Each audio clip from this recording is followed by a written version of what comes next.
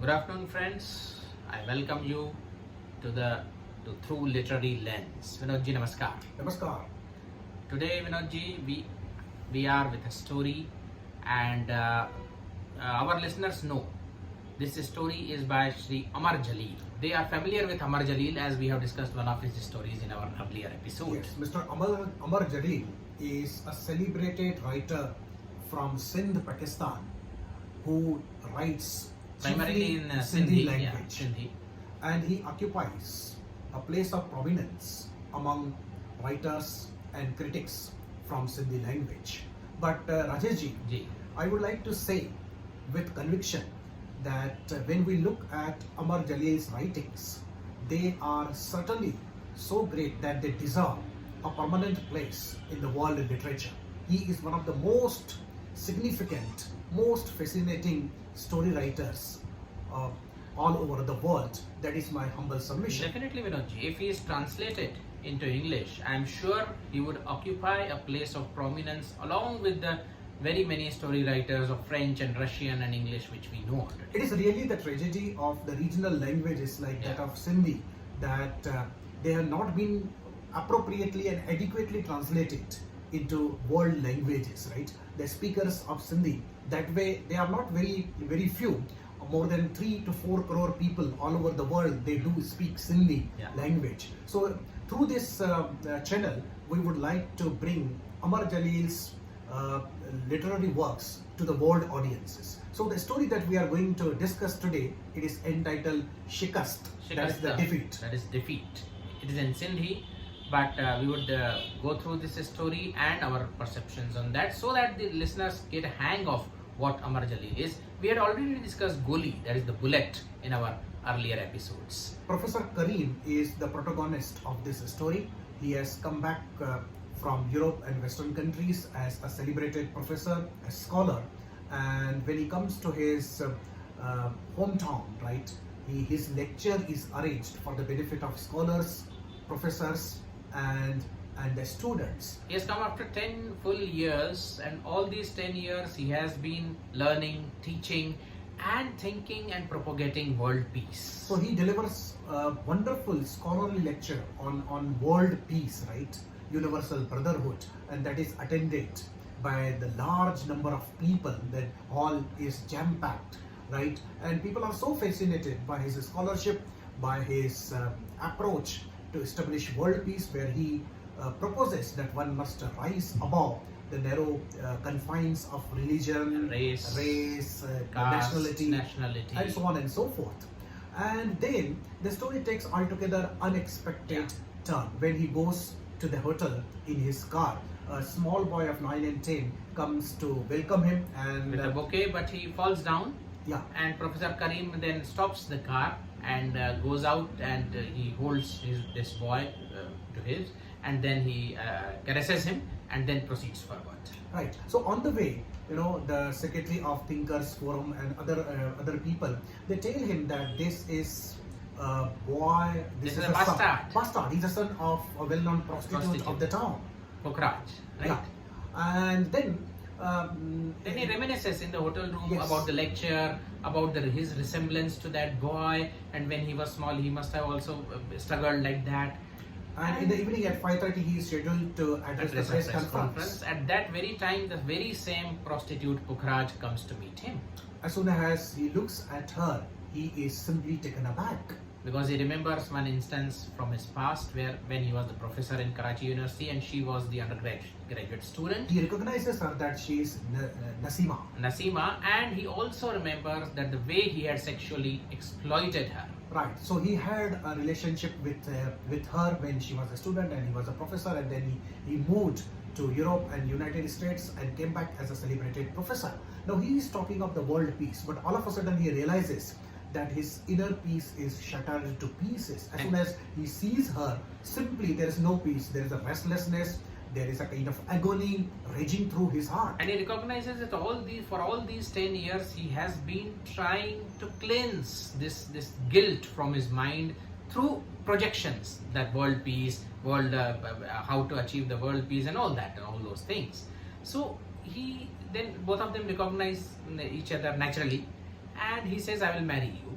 But she says, no, it's not proper now. You are a prestigious lecturer. You will professor, spoil all your image, all your Yeah. reputation Yeah. because of me, because of this bastard child who is bastard in the eyes of the world, right? But Professor Karim is filled with the milk of human kindness. He is ready to accept Nasima. He is ready to accept his son, and this shows. She requests him that at least you accept this son, and you teach him. You don't tell him that you are his father, because he despises the name of father. Take him away with you Take so him that away. he can get education. And he agrees for that. He tries to take him away, but till then, Vinodji, all the press reporters, they get angry with him for spending a full 1 hour and 10 minutes with a prostitute in the hotel room, and they boycott him. They go away and they spread the posters, handwritten posters, saying that Professor Karim is doing like this, and his program in the night is also cancelled, and the mob is charging towards the Yes, hotel. and the secretary warns him that if he does not go away with this boy Yeah. right away from here, otherwise this mob will come and perhaps they will thrash them down, or perhaps they will even Kill murder them. them. Yeah. So this shows that the traditional society is not ready to accept anything that is not in conformity with its narrow ethics or narrow codes of morality. This is one thing. Another thing is that yeah. when we talk of the world peace is impossible until and unless there is peace within.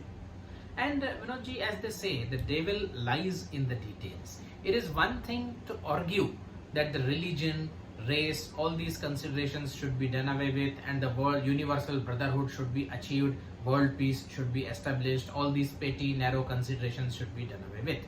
Then the same person is faced with an incident from the past which has ruined that girl. She has been turned into a prostitute because he did not have the courage to follow it through, even though he tried to search her, but she went away. Maybe there are hints that he exploited her sexually. It was not a very consensual relationship because the fiduciary relationship was there. He was the professor, she was just a first year student. And of course the reasons are not stated why Yeah. this relationship came to an end, Yeah, why but- he left her behind. But then we can gather that at least he could have then also. But he there, could have- there is yeah. one saving clause, right? Yeah. He says that he searched for this girl. Yeah, right? he searched. Somewhere she had disappeared. Yeah, but then she says it was a family honor thing for her also, and she could not do it.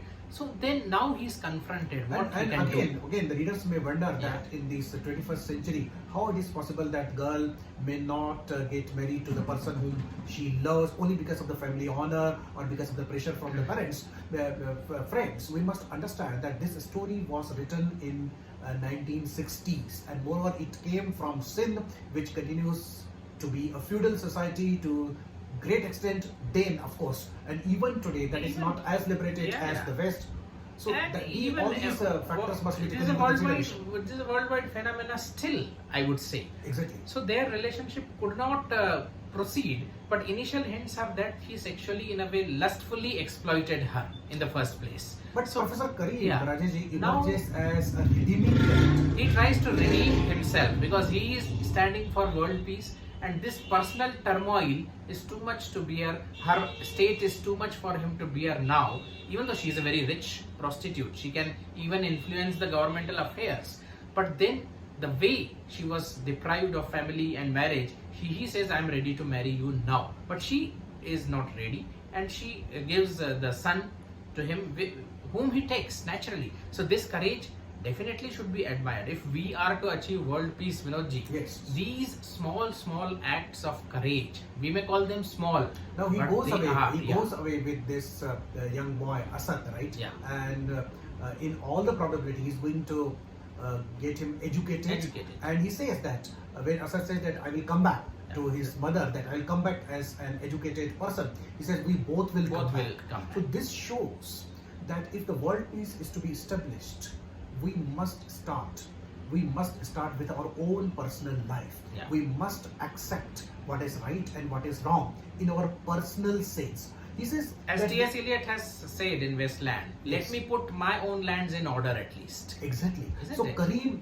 by his courageous act of accepting his son, right, tries to set his house Yeah. in order. Tries to set his Even though he inner faces turmoil. social resistance. Yes, his inner turmoil Yeah. at rest. Yeah. And he says that we hope to have a world Yeah. where the justice is not slave to the tradition, Yeah. convention. Yeah. So this is something really great, because it's so far a world is governed by the conventions, by the traditions. They may or may not be helpful for the growth of the modern man, but justice is always sacrificed in the name of tradition, in the name of ritual, in the name of something else which is man-made.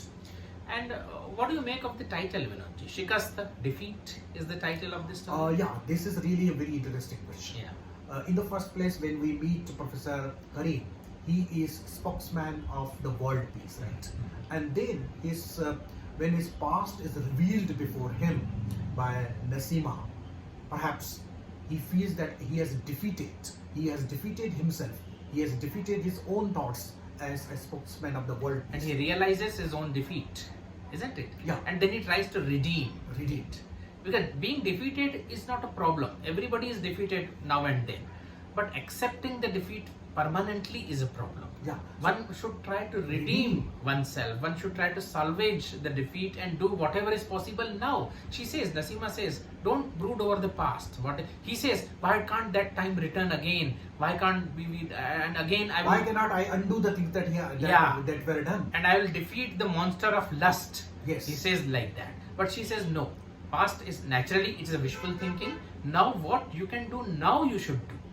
Exactly. So acceptance, sincere acceptance of a defeat is really a redeeming Yeah. feature of his personality. And another thing, when we look at the language of Amar Jaleel, Yes. that is a scholarly Scholarly, language. with allusions. And especially his narrative unfolds itself at many levels, and each level is made up of many layers. So this is a multi-layered narration, which Rajaji, I believe, especially in prose, is a very rare. And right? he makes I should call prophecies also. The nations which are built on the foundation of religion are destined to crumble away. And he hopes that by the turn of the century, or by the time we are in the 21st century, the religions will take the back seat of the human thought, and socio-economic equality will take the space vacated by the religion. As T.S. Eliot says, culture is the culture, refuge of the- as Matthew Arnold Yeah, says, Matthew Arnold the says, ultimate yeah. refuge of the humankind is the art and culture. So this is what he also hopes. But unfortunately, friends, it's Still we are not the waiting. case. Still we are waiting for the Still religion we to are take the waiting. back seat. And as Salman Rushdie has says, it had gone on the back seat, the religion, but it has made a miraculous comeback. We don't know why. So this is a very grave tragedy we feel of our times. And then the fate of the nations also. He says the foundation, if it is religion, only the religion is the foundation. The nation may not be able to really survive or thrive, for that matter. Now I need not take the names here. What is happening to what nations? Exactly, but we will certainly appeal to our Yeah. readers that they must read Amar Jaleel's stories and other writings. They would definitely enjoy them, not as the pieces of literature alone, but they are the thought-provoking intellectual utterances. And this implication of realizing the defeat and trying to redeem it applies to the multiple levels. Nations also, religions also. Whatever wrongs have been Societies, committed, communities. whatever wrongs are committed in the past, they are committed. But at least now, whatever we can redeem, we should try to redeem. Yes. So this is, thank you very much Rajesh for selecting the Amar Jaleel's wonderful story, Shikast, that is the defeat, originally written in Sindhi, and our readers would definitely will catch the flavor of this story through this discussion. So please write your comments, how you like this show. We'll be back soon with some other discussion. Till that time, take care. Bye-bye. Bye bye.